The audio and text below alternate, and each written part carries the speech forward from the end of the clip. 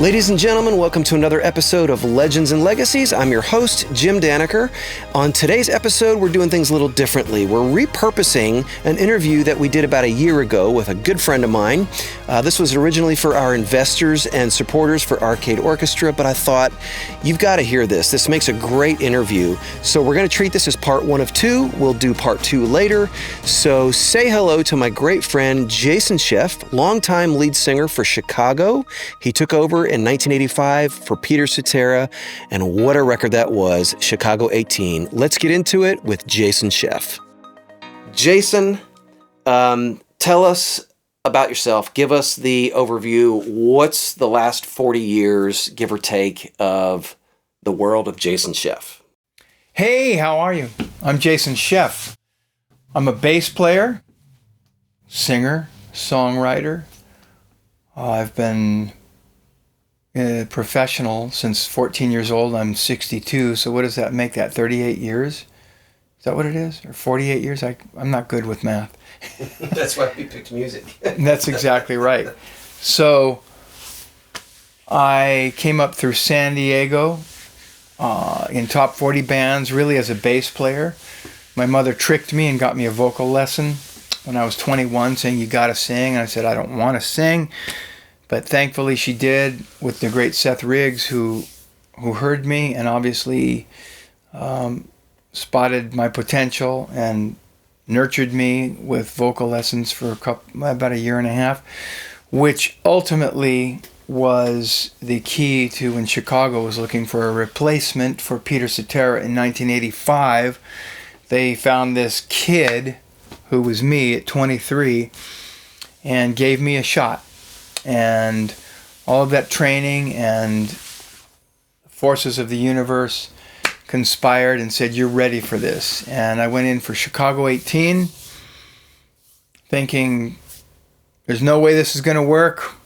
This is way too big for me. But boy, the first day of recording vocals for Chicago 18 with David Foster and Humberto Gatica on the other side of the glass was extremely intimidating. However, it was so inspiring. The sound of the headphones, having David Foster over there, and I opened my mouth and it just started working.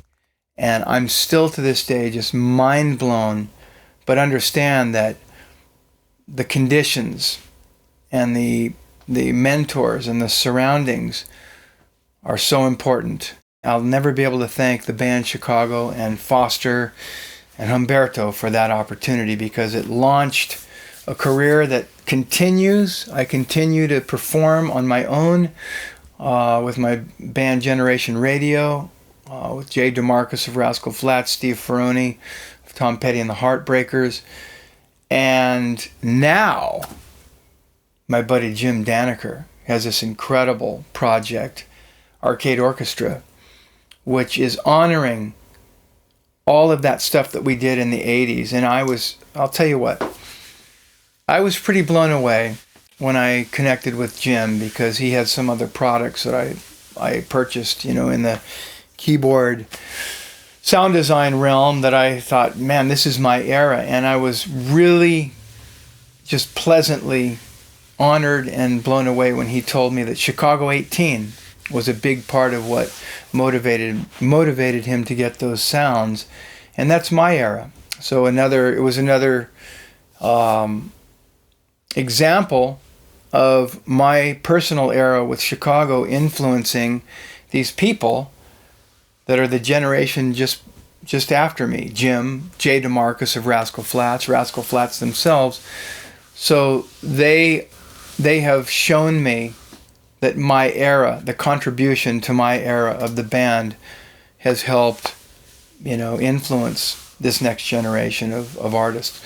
So I can't be more pleased to have been asked by Jim to get involved with Arcade Orchestra, because it's, like I said, it's, his vision of bringing that era with an incredible enhancement of an orchestration into a beautiful venue and beautiful venues. I believe the timing is perfect, because the 80s right now, the demographic that's experiencing music, such as myself, I'm right on the cusp of, I guess, technically I am a baby boomer, but the last year or so of boomers. I don't feel like a baby boomer. I feel much more like a Gen Xer, because I was right on that cusp, and my parents are baby boomers, and so I am really an 80s guy, Luckily, I grew up experiencing the 70s as my influence, but by the time I was making records in the 80s, that's my era. So I identify 1,000,000% with the 80s. And every time I go out and perform now and I see the generations that either came up during that or their parents exposed them to that. I just played in Mexico the other day, and there was a 27-year-old girl that said she saw me with Chicago in Monterey when she was 17, and obviously her parents took her to that. And it's just incredible, because this body of work just keeps being handed down to the next generations. And I'll say this in summary, that, and I don't feel weird about saying this, I really believe it because I've experienced it, that the works of Chicago, the works of Duran Duran, the works of all of that 80s material will go down in history, I believe, as influential, studied, revered, and played as any of the bodies of works of the greatest composers that ever lived. Mozart, Beethoven, Chicago, Journey. I really believe that, only because I've seen it. It's not going away. I love new music. I'm not this old fuddy-duddy that's saying, oh, nothing's, the good old days. But I don't know how much new music is going to, and artists are going to have that type of legacy. We'll see. There's a couple and a few, but not like the 70s and the 80s. I 100% believe that we are honoring with Arcade Orchestra that era that I believe is one of the last that's going to be the bodies of work that survive with the greatest composers and artists in history. Okay, so obvious question I have to ask everybody. Who were you listening to in the 80s? Who inspired you? Who inspired your work both with Chicago and outside of that, even up to today? When you want to listen to something from the good old days, who would that be? Okay. My favorite 80s artists were... I was really loving what Don Henley was doing on his own in the 80s.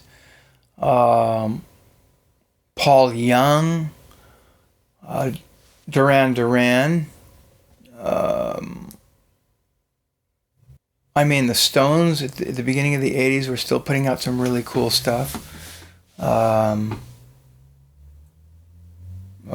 Chicago, without question. And that's two different eras. Mm-hmm. The 70s were distinctly different, and a lot of original fans were like, this is not my Chicago. But then there were a lot of people that became their Chicago.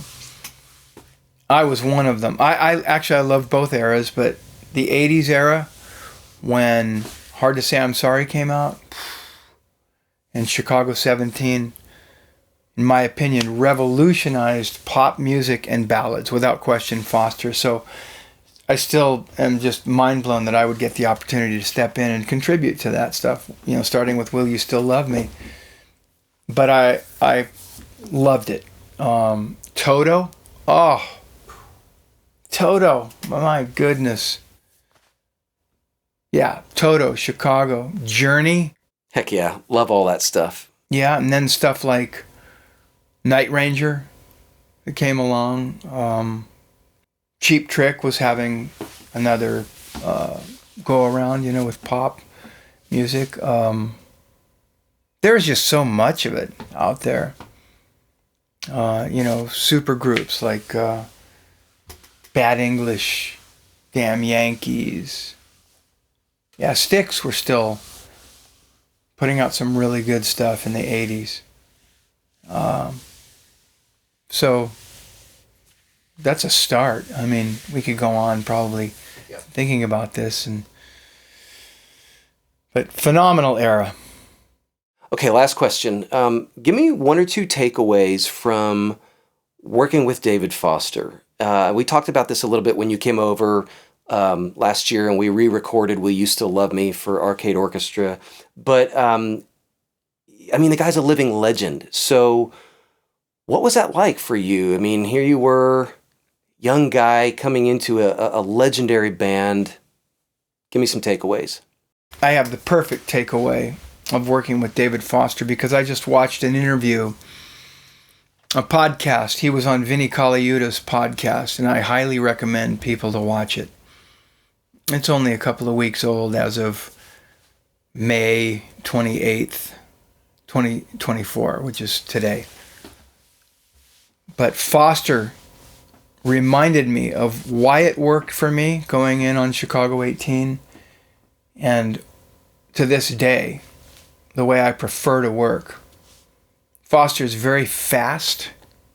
You might say, some might, say impatient, which I would never say, but when somebody, David has been barbecued for bringing in auxiliary musicians on his stuff. And what he said was, I don't have any interest in sitting around working with something that I know is not going to work. That's why I'd bring in my own guys.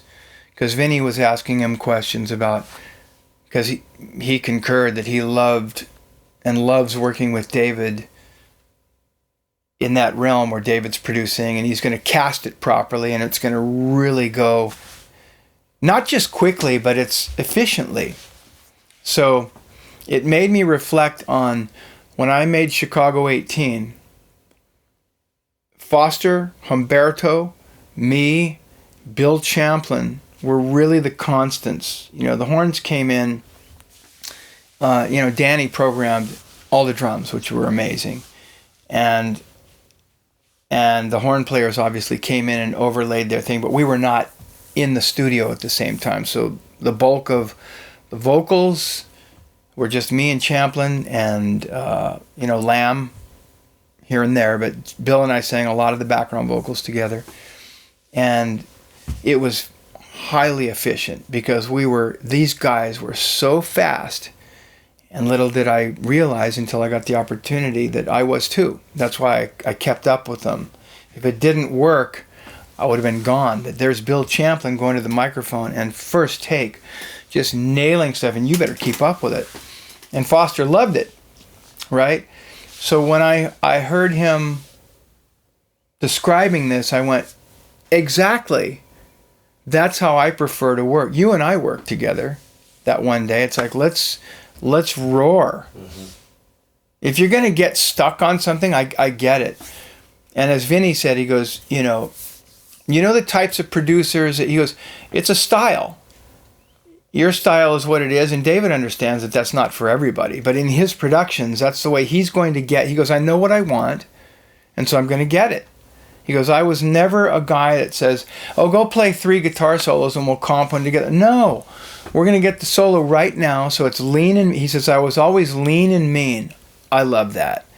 So that you're and that's efficient. That's economical. John Fields was always like that. My buddy who had a great run in LA as producer, just lean and mean. And Vinny asked him, so, there are some producers, great producers, that really love to take their time and let it incubate and this, and that's a style. But I prefer to roar. I like to work fast, and I like to work with people who work fast. David Foster is where I got that from, which ironically, like I said, going in to record Chicago 18, which I thought there's no way this is going to work, but realizing, no, you're up to the task and you're right there with these guys. Just firing away, lean and mean, and not having any issues during that record vocally, which set the table for the rest of my career. That every once in a while I'll work with a producer that you can just tell they're just maybe a little insecure. So they gotta bow up and prove that they're in charge. It hasn't happened a lot, but a couple times, and it's like, I'd look at these guys and go, you don't understand, man. I was brought up with a modern day Mozart and executed. You can't scare me like that. And first of all, I don't understand what the benefit of that would be anyway. But like I said, on that level, you're not going to deal with too many people like that. But I love that Vinny brought it up. He goes, what about the guys that are really, taking their time? And some that take their time, it's really a great process. But for the most part, all the greats, Phil Ramone, Keith Olsen, David Foster, these guys are motoring, man. They're motoring. If you can, once you get a band, and if they're not, and by the way, I'm all about that too. You don't necessarily have to be fast. It was basically I was able to slot in on the level of a studio musician / vocal, a session guy, but you were the feature because you're the lead vocalist on this project or a background vocalist. But I understand that doesn't have to be the criteria to make a great record. If you got a band and these people and the vocalists are not fast, great. Find a producer that's good at that, at the patience of. But I prefer, and so that's a long-winded answer to your question. What is the big takeaway from David Foster is lean and mean, brilliant surroundings. Surround yourself with brilliance, and it'll bring it out of you. And the brilliance that I'm talking about are people that are working at a very efficient, fast, high level.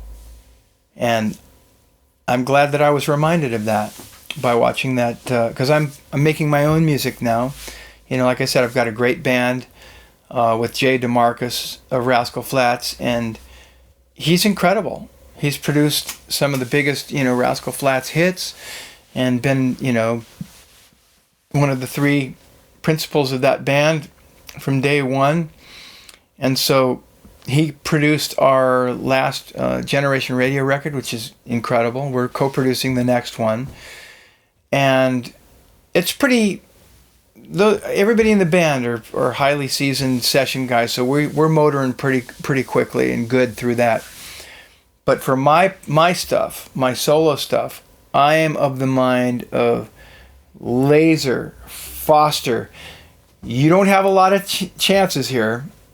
And by the way, so the guys I hire guys that are going to get it fast, like Vinny Colaiuta I've got on a track, Steve Ferroni, John Robinson, Michael O'Marty.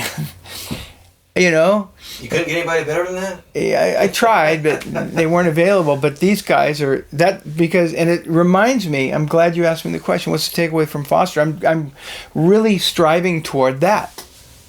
Why did that work so well? As David said, songs, you got to have the songs. Then when you have the talent to execute it, meaning the musicians you're hiring for the tracks, Michael O'Marty and his string arrangements, it's ridiculous what he did. And what made me feel really great is that he has left no question as to the fact that it has inspired him of what I brought to him. That's incredible to me. Bill Schnee, same thing. He's mixing my stuff, and these guys, they have been very vocal about how much they love working on it. They've been great mentors also, going, giddy up, man. When are you getting me the tracks, to mix? Because as a truly independent artist, you have to be self-motivated, and that so your doubts, your self-doubts can come into play, and to have mentors like that saying, come on, man, let's go. It's like, that's really lucky. And that all came from walking into the studio to start Chicago 18, thinking there's no way this is going to work, and it worked in a big way. And that's what's brought me to today, working, with Jim on Arcade Orchestra. And I think you guys are going to do really well with this, because the timing is right for bringing this soundtrack to people, especially in this day and age where everything is just so convoluted and divided, and we need to go back to a kinder, gentler time, and music does that. So I'm really excited to see this thing continue to develop. Hey guys, hope you enjoyed that as much as I did. I know it was a short one, but hopefully you really got something out of it. We will do part 2 as soon as we can. Brace yourself for next week's episode. It's a special one. I'm sitting down with my great friend and former employer of almost 3 decades, the one and only Michael W. Smith. Take care. See you soon. Don't forget to hit like and subscribe. Keep being rad. See you next time on Legends and Legacies.